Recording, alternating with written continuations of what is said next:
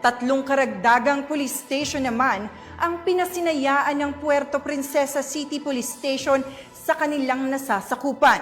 Patrolwoman Ana Rose D. Guadagna, ibalita mo.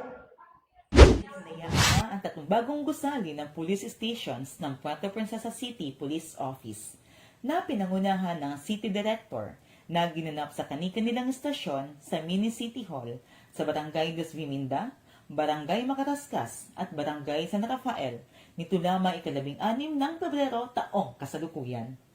Ang naturang aktibidad ay pinangunahan ni Police Colonel Ronnie S. Bacuel, Puerto Princesa City Director, at dinaluhan ng mga tauhan ng City LGU na pinangunahan ni Honorable Lucilo R. Bayron, City Mayor.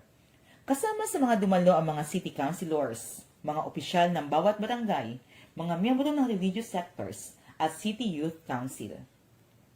Ang mga nasabing gusali na Police Station 3 ay matatagpuan sa Mini City Hall, Barangay Los Viminda, Police Station 4 sa Mini City Hall, Barangay Macarascas, at Police Station 5 na matatagpuan sa Mini City Hall sa Barangay San Rafael.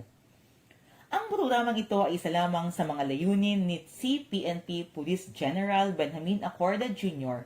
at ng ating pamahalaan upang mas mapalapit at mapabilis ang paghahatid serbisyo sa mga mamamayan ng puwersa ng kapulisan.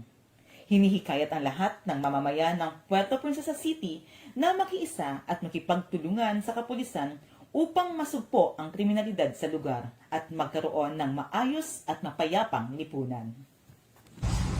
Mula dito sa Calapan City, Oriental Mindoro, ako ang inyong PNN correspondent, Patrolwoman Ana Rose Guadagna, alagad ng batas, tagataguyod ng balitang pulis. Maraming salamat, Patrolwoman Guadagna.